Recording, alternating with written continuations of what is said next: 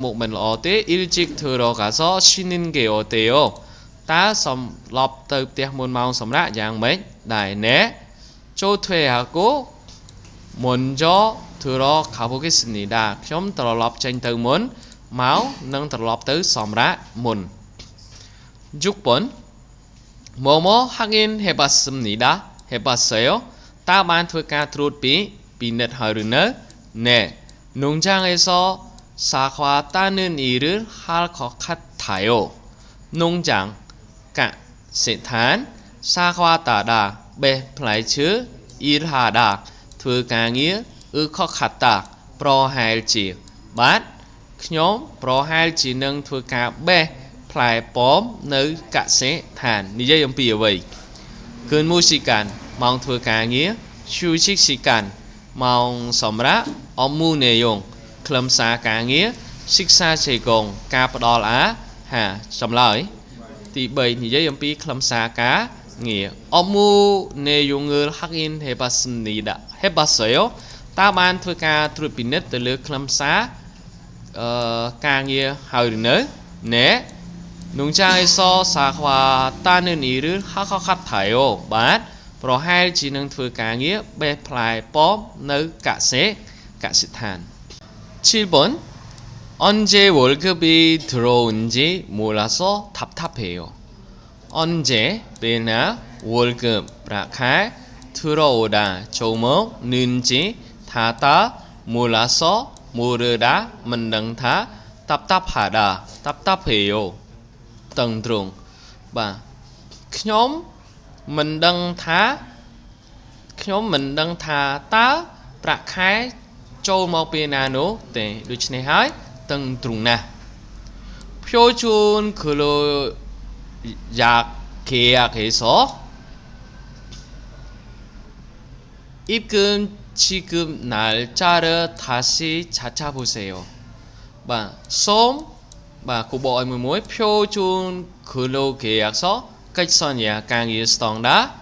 입금 ប្រាក់ឈ្នួល 지급 ទូទាត់ 날짜 កាលបរិច្ឆេទ 다시 ម្ដងទៀត 찾아보세요 សូមសាកល្បងស្វែងរកមើល កាលបរិច្ឆេទ កាលបរិច្ឆេទ ទូទាត់ប្រាក់ឈ្នួល ម្ដងទៀត នៅលើកិច្ចសន្យាការងារស្តង់ដារ សូចេជីសហគ្រាស អបជេមយ៉ង ឈ្មោះក្រុមហ៊ុន 입금 지급 날짜 កាលបរិច្ឆេទ ទទួលប្រាក់ឈ្នួល 입금 지급 방법 វិធីទូទាត់ប្រាក់ឈ្នួល 8번 요즘 토요일마다 문화센터에서 기타를 배우고 있습니다. 기타를 치는 게 어렵지만 재미있습니다. 섭ថ្ងៃ 토요일 ថ្ងៃសៅរ៍ 마다 រៀងរាល់ 문화센터 មជ្ឈមណ្ឌលវប្បធម៌ 기타를 배우다 រៀន ចឹងយកបកពីក្រោយ ខ្ញុំ កំពុងរៀនលេងហ្គីតា នៅ មជ្ឈមណ្ឌលវប្បធម៌ រៀងរាល់ថ្ងៃ ថ្ងៃសៅរ៍ 기타를 치는 게 어렵지만